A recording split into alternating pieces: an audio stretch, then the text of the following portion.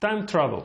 This is one of the most important chapters of this course, and well, it's one of the main reasons why I lost games in the last 10 years. If you don't manage your time appropriately, you're going to get to move 30, 35 without time or with little time, and you're going to have to make decisions too fast, and this is going to create some trouble in your game. We're going to try to solve these problems. I hope you can solve it. I hope especially I can solve it. It's also very important, and let's see how it works. But I think this is one of the most important topics here. Hello, in this game we will actually see a very interesting game against Alexander Areshchenko in the Bundesliga 2007. And this is a game that I actually was showing in a training session to my young students in Spain, because it shows very clearly what is a horrible time management. This is a very clear sample of what you shouldn't do. In this game I had lots of very simple moves that I thought too much about. And we'll see, because I could have played this game, honestly, I'm not sure in a bullet game, but in a blitz game for sure, till move 20 approximately. And in this moment, move 20, in this game I had already around 10 minutes. So it's crazy to have 10 minutes when I could have had around 1 hour. And then in a critical position, I could have killed this game very easily, I think. But without time, I just made a craziness, and in the end I have lost the game. Let's start. Okay, I went e4. c5. I played knight e2, which is an interesting move. It's a little bit tricky, the move order. I've played this against Kasparov even.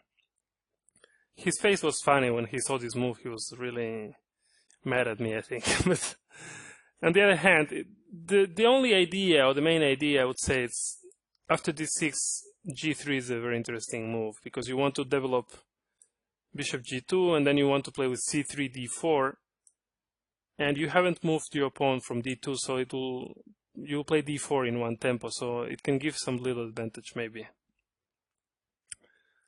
So, well, he played knight f6, and this is a move that Kasparov played himself also. Knight bc3 and d6. And now, of course, the main move is to play just d4 and go into Sicilian main position. But in this game, I decided to just play something more strange. I played g3, some kind of fianchetto, that it can come to a closed Sicilian. But on the other hand, I can also play d4 at some point if he doesn't avoid it. And that's why he played e5 actually. He didn't want me to go d4. Let's say, for example, he goes a6, I will go bishop g2, and then if he plays, for example, e6, then if I go d4, maybe I avoided the line with e5 against the knight with g3, for example. So it has some move order subtleties. So I've played g3, and he played e5, but somehow this doesn't coordinate so good with the knight here on f6. Somehow I think it's better to play with knight g7, knight c6, g6. Now with the knight on f6, it's very hard to break with f5, and it's also very hard to break with d5. So basically it's a little bit passive position. I've played bishop g2, bishop e7. All my moves are super easy, really. Bishop e2, bishop e7, d3, it's absolutely normal. All these moves could be blitzed out, really. Knight c6, castle, castle, what you will play here? Okay, f4, of course. Knight d4. And of course here you can play many different moves, but I just chose one of them. h3, it's a completely normal, and normally the idea is just to play g4, sometimes knight g3, and f5, g5. It's a perfectly playable move, h3. He goes rook b8, trying to win some space on the queen side. Then I played a4, absolutely normal. a6, now when he plays b5, at least I'll have the a file for my rook. I've played g4, it's also a very natural move. He came with b5, I take a b5, a b5. And now it's move 12 already. I have played only super easy moves so far. Now I take a little decision, but actually it's not very complicated. I've played g5. The idea is after knight d7, for example, I could play, for example, knight d5, and then I will get the pair of bishops very easily with a slightly better position. And also he cannot go to h5 because the knight will be hanging on h5, so it's dangerous to go there. With knight d4, for example, c d4, queen h5, it looks nice for white. So here he took knight e2, check. Well, I took with the queen, of course. It's a very simple move because now his knight will go away and I'll have this square for the knight. Square on d5, so he played knight d7, and now I played knight d5. And so far, all white's moves are incredibly easy, extremely logical. And I have a serious advantage already. It looks just really easy. Move 15, it's almost like a bullet game here. E takes f4. There is no hurry to take on e7, because he is not really threatening anything now, because if I take bishop f4, like in the game, he cannot really take on... Oops. He cannot really take on g5, because then bishop d6 is just winning immediately, attacking both rooks. So I'm not in a hurry to take on e7. He played knight e5 now. And now I played h4, which is absolutely normal. Again, I'm not in a hurry to take on e7, because after h4, well, I'm defending the pawn, and this move is possible, but it's not yet absolutely necessary. Here he played interesting move, bishop b7. He's ready maybe to take this knight.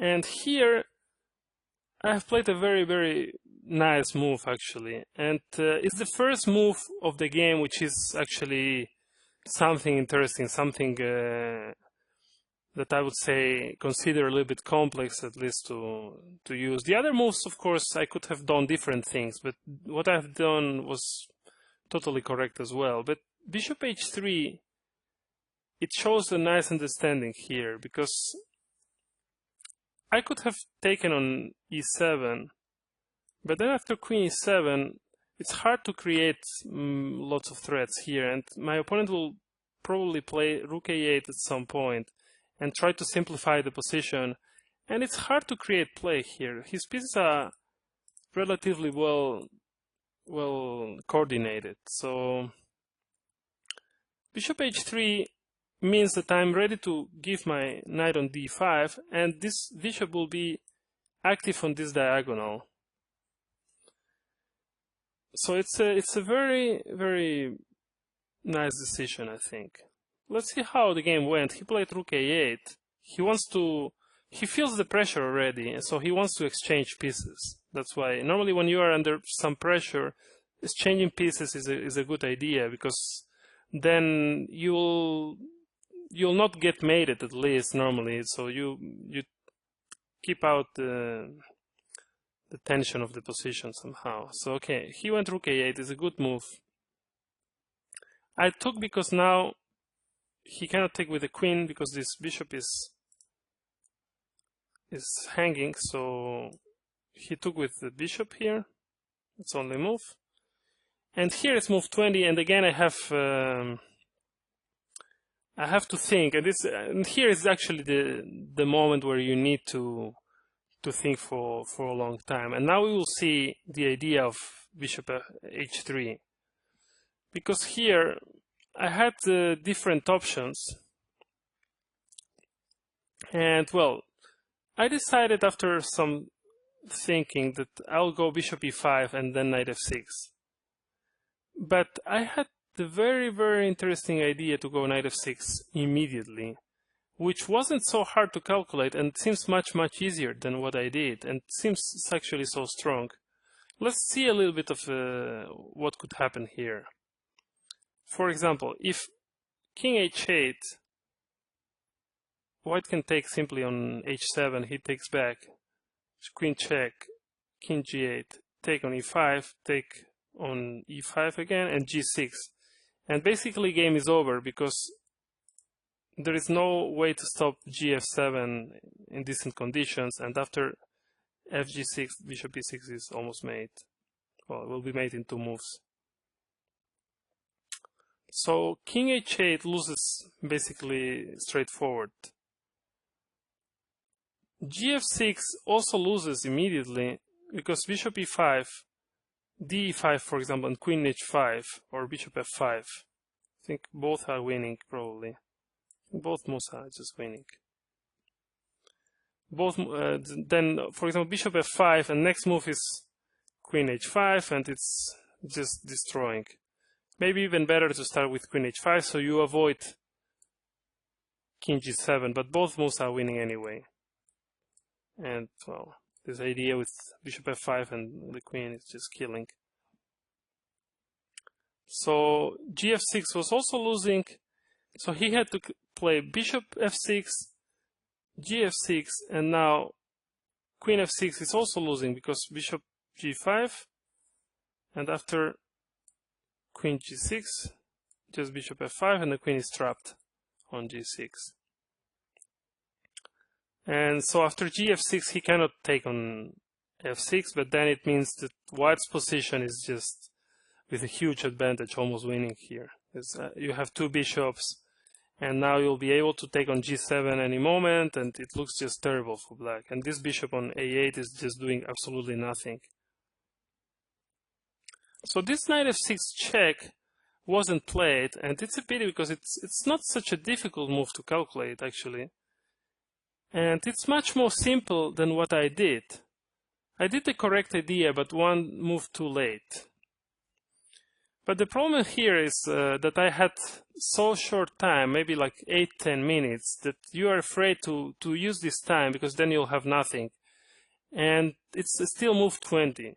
But what I want to point out in this game is that the previous moves, apart from bishop h3, which was a nice move, but all the other previous moves could have been played in 1 minute, really. All the previous moves are very simple, very, very logical, without any calculations. Just put your pieces in the good squares and see what's going on, what's happening.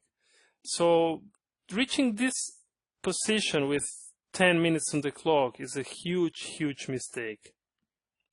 So I took here bishop e5. He took back d5, and I played knight f6. It's the correct idea, yes, but one move too late. Anyway, of course, as we said, king h8 now is losing to knight h7. And so he took on f6, and I took back. And again, white has a very, very nice position. His bishop on a8 is just hitting on a wall. And this attack with the queen on g4 provoking g6, and then you can go something like queen g5, queen h6, or even a move like queen h5 and then bishop f5. Everything looks just terrible for black. And my opponent played c4 here. His idea is clear. He wants to stop my queen from going away, and he wants to give this bishop some activity, and also the possible check on b6 is an interesting idea sometimes. But here, the most obvious move is winning pretty quickly. Queen h5 is just winning. There is not so much difficult things to calculate here. Once more, I was running out of time and I chose really badly. Because queen h5 is pretty simple. It's pretty simple. There is not much to do. Let's say he takes on d3, then simply queen g5, g6, and queen h6, and next move we have made. And his checks here are not enough. Check, for example, rook f2 is winning immediately. If a move like h6, then white simply takes on g7, king takes on queen e5, check, and we are pawn up, and we have just a better position and completely winning actually position, yeah.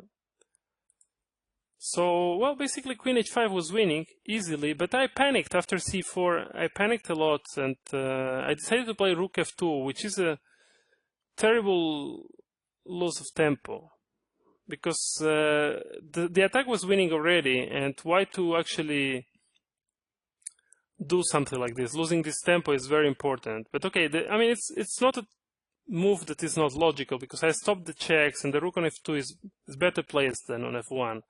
But on the other hand, sometimes you just need to go for the killing, because otherwise you lose the initiative, and this is exactly what happened. He took cd3, I took back cd3, and here probably he should have gone g6 immediately, and after queen e3, king h8, and he's still worse, but it's not so terrible. There is still a game to be played here. Instead of that, he played queen d6, and now I played queen e3, which looks super logical, with the idea of queen g5 and queen h6. He played now a good move, rook d8, almost only move. The idea is after queen g5, this happened in the game, that he can use his queen to protect the g7 square. In fact, this is what he did immediately. He could have started with g6, and after queen h6, queen f8, but the problem is that the resulting endgame is just probably maybe lost even for black here. Queen f8, king f8, and now the move rook c2, and the pawn on f6 is just destroying all counterplay from black. And d3 is also not hanging because rook c8 is coming, and it's just a terrible position. Rook c7 will come, and this bishop is completely out of play. So white is basically winning. That's why he played queen f8 immediately. And here, with a similar idea, white will be winning with this move, rook c2. This was very strong move, and the idea is very similar. He cannot move anything because g7 is hanging, and also now the pressure that he cannot also move the rook because c8 is coming. Rook c8 is coming if this rook moves. Also, rook f3 was strong enough and with a clear advantage. But instead of that, with a terrible time trouble, I go for queen e5, which is just a horrible move. Because now I lose all the pressure that I had. I had a very big pressure on g7, now it's gone. And this allows him to take on d3. And, well, now after taking on d3, his bishop on a8 starts to work. And is attacking on e4. Of course, white is still doing quite okay, but now we are move 27, I'm down to a couple of minutes, and the position starts to get crazy. Now, anything can happen, but this comes from a position where white was absolutely winning. I played fg7. It's a correct move, because I cannot really wait much more. If I go something like bishop f1, my bishop was under attack. He can go, for example, rook d6, and he's trying just to change everything on f6, and it will be a draw probably. So I played fg7, and he gave check. If he takes on g7, then rook g2 is winning immediately. So he went check, which is a precise move, very precise, almost only move. I played bishop f1. Okay, bishop here is not anymore working so much, and I need to protect my king. I didn't want to go king h2, because then queen d6 will be a draw probably. So that's why I played bishop f1.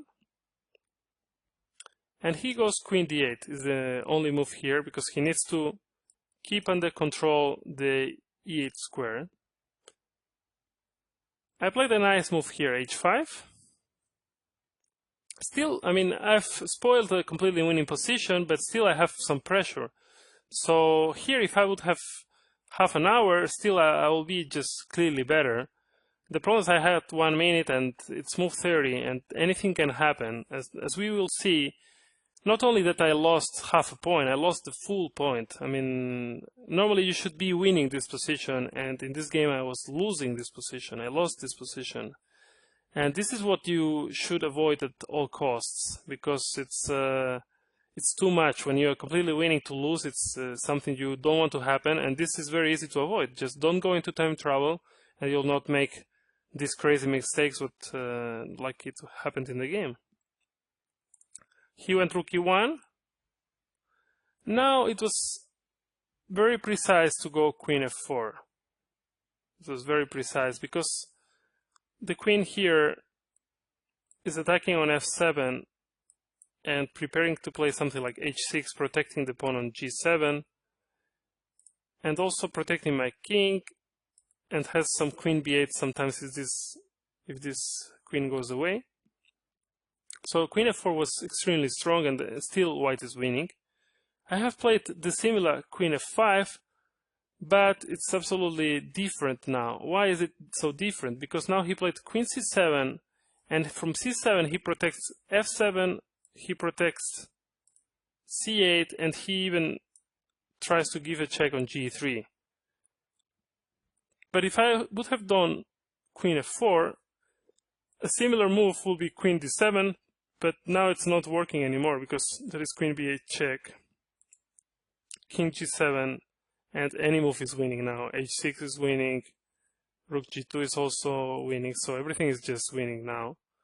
So this little difference between queen f4 and queen f5, one is winning, the other is not winning at all. Now queen c7, and he protects everything. And now it was already the time to try to make a draw, probably. But of course I was so angry on myself that I have spoiled this position that I decided to keep playing and I took too many risks. But okay, I took on b5, which is already super dangerous because, well, black's pieces are pointing towards my king, and it's very complicated position already. He could have taken, for example, rook e4, and it looks just super dangerous now for white. Anyway, he played queen g3. He was also short on time, but of course, if you have a much better position, you don't want to get into time trouble, even if your opponent is also short on time, because you can just lose everything. For him, it's not so important because he was going to lose anyway this game. But if you had a big advantage for you, it's actually very important. Queen g3 check, rook g2 is the only move, and queen e3 check. And here, well, I was, as I said, very mad on myself, and I didn't play rook f2, which will be a draw, and will be very natural move actually. But I wanted still to win, and I played king h2, trying to avoid the draw, and of course I'm threatening to play queen e8 mate. He played queen f4, check, king g1, queen e3 check, king h2, and queen f4 check. And here, once more, I don't want a draw. Frustration. Well, this position should be a draw, but I'm started to push too hard and without time. Still without time, of course. He took rook e4 now.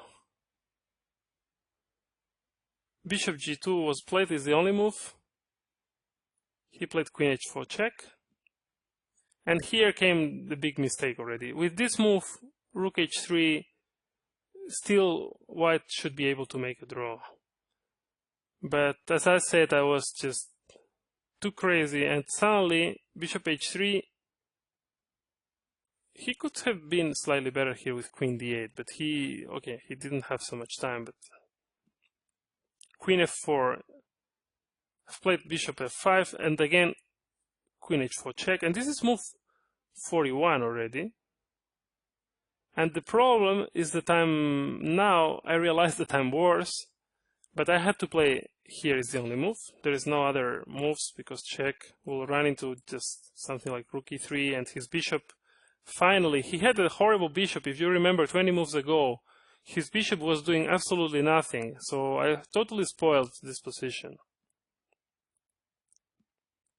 played bishop h3, and here he was smart enough to realize that he's better already, and he grabs the opportunity. He played queen d8. It's a very, very good move. And suddenly my king is weaker than his king. With my own pawn, I'm protecting him. And, well, it's a very hard position now to defend with white.